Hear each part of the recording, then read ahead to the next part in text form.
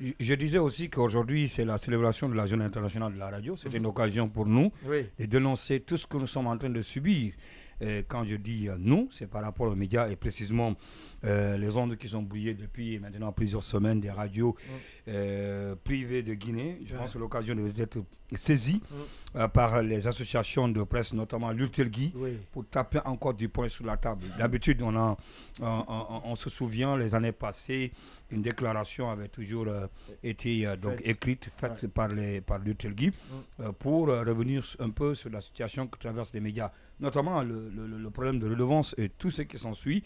Mais aujourd'hui, force est de reconnaître que on est dans un recul total pour ce qui est de la défense des intérêts des radios privées telles que fixées comme objectif d'ailleurs à l'Ultelgui, l'Union des radiodiffusions télévision libre de Guinée. Donc je pense que la création c'était ça, au départ c'était ça. C'est la protection des intérêts. C'est le moment de le rappeler. C'est pas une association comme beaucoup le pensent, de personnes physiques, mais de personnes morales. Les radios et télévisions qui sont membres, donc la défense des intérêts de ces radios et des télévisions. Et aujourd'hui, les intérêts qui sont aujourd'hui menacés. Non, ce n'est même plus les intérêts, c'est les emplois. Qui sont menacés. Qui sont menacés, leur existence. Et qu'on reste bouche bée, pas de déclaration jusqu'ici. Je pense que c'est dommage. Bien qu'une fois encore, il faut le dire, je l'assume, que j'appartienne à cette association, le bureau exécutif, et qui est encore pour le moment, en tout cas, traînant pour ce qui est de la situation. Il doit être questionné. Oui, bien sûr. Non, je suis parfaitement d'accord avec lui. Moi, c'est pour être honnête avec lui que j'apprends que c'est la journée mondiale de la radio. Et c'est étonnant ce silence, surtout en pareilles circonstances.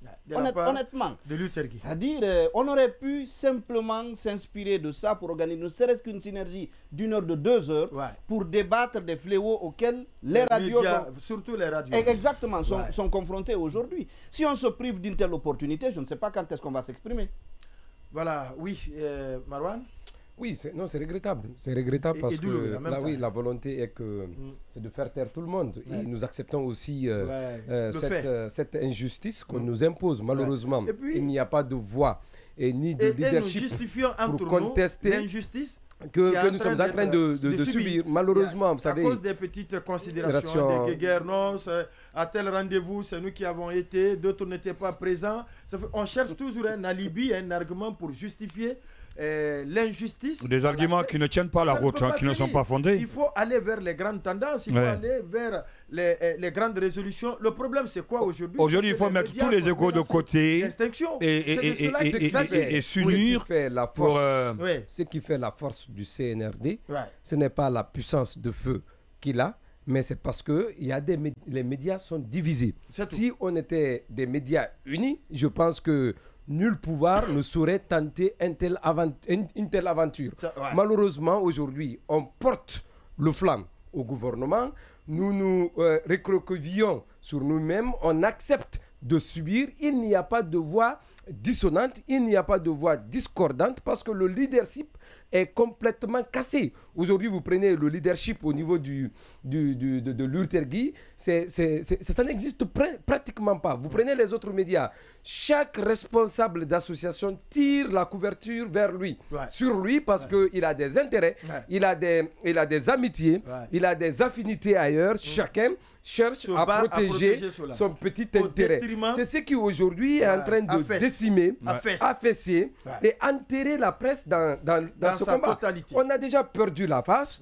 Maintenant, on cherche à se relever. Malheureusement, on a perdu nos supports parce que nos supports, ce sont ces associations de presse, ce sont ces organismes. Sinon, je ne trouve pas mieux que cette occasion, cette journée qui devrait être mise à profit pour nous faire entendre.